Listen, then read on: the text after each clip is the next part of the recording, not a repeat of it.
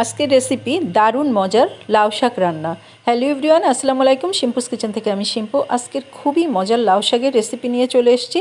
আমার এই রেসিপি যদি আপনাদের ভালো লেগে থাকে তবে প্লিজ লাইক, শেয়ার, সাবস্ক্রাইব করতে ভুলবেন না। সবার আগে রেসিপি পেতে বেল বাটনটা ক্লিক করবেন। তবে চলুন দেখে নেওয়া যাক কীভাবে আমি লাউ শাকটা রান্না করি। প্রথমে আমি 1/4 কাপ মুসুরির ডাল আর 1/4 কাপ হচ্ছে মুগ ডাল নিলাম। দুইটা ডালই সমান পরিমাণ নিতে হবে। আর ডালটাকে ভালো করে ধুয়ে পরিষ্কার করে নিয়েছি। এখন 5-6টা কাঁচামরিচ আর একটু রসুন একটা বড় দেখে কুচি করে নিয়েছি, আর একটা পেঁয়াজ কুচি করে নিয়েছি। আর রসুন আর পেঁয়াজটা দেওয়ার পরে অল্প করে একটু তেল দিব আর একটু হলুদ দিব, দিয়ে সুন্দর করে ডালটাকে এখন আমি সিদ্ধ করে নেব। একদম ডালটা যখন পুরাপুরি সিদ্ধ হয়ে যাবে তখনই আমি লাউ শাকটা কেটে ধুয়ে পরিষ্কার করে রেখেছি, তারপরে লাউ শাকটা দিব। ডালটা কিন্তু সুন্দর করে সিদ্ধ করে নিতে হবে। আমার ডালটা কিন্তু ভালোভাবে সিদ্ধ হয়ে গিয়েছে। এখন যে লাউ শাকটা আমি কেটে পরিষ্কার করে রেখেছিলাম ধুয়ে, সেই লাউ শাকটা সম্পূর্ণ দিয়ে দিলাম।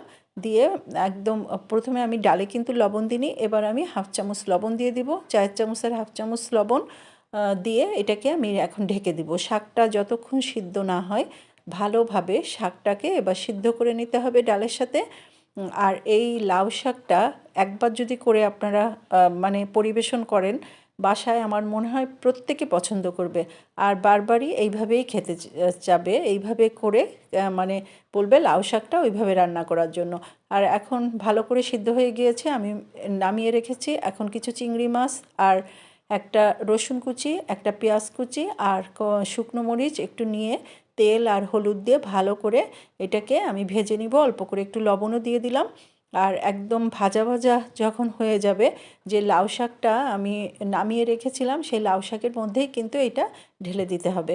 আপনারা কিন্তু সুন্দর করে একটু জালটা কিন্তু অতিরিক্ত জোরে দেবেন না, মিডিয়াম জালে একদম ভালো করে একদম লাল লাল করে আমি ভেজে নিয়েছি চিংড়ি মাছটা।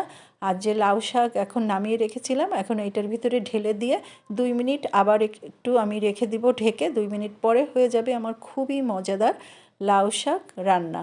আর এই রেসিপি যে যেখান থেকে দেখলেন সবাইকে অজস্র ধন্যবাদ। আমার রেসিপি যদি আপনাদের ভালো লেগে থাকে তবে প্লিজ লাইক, শেয়ার আর সাবস্ক্রাইব করতে ভুলবেন না। সাবস্ক্রাইব কিন্তু একদমই ফ্রি। আর আমার বেল বাটনটা, পাশের বেল বাটনটা অবশ্যই ক্লিক করে রাখবেন। যখনই আমি কোনো রেসিপি দেব সবার আগে নোটিফিকেশান পেয়ে যাবেন। যে যেখান থেকে আমার রেসিপি দেখছেন ভালো যদি লেগে থাকে প্লিজ একটু সাবস্ক্রাইব করে দিবেন। আল্লাহ হাফেজ।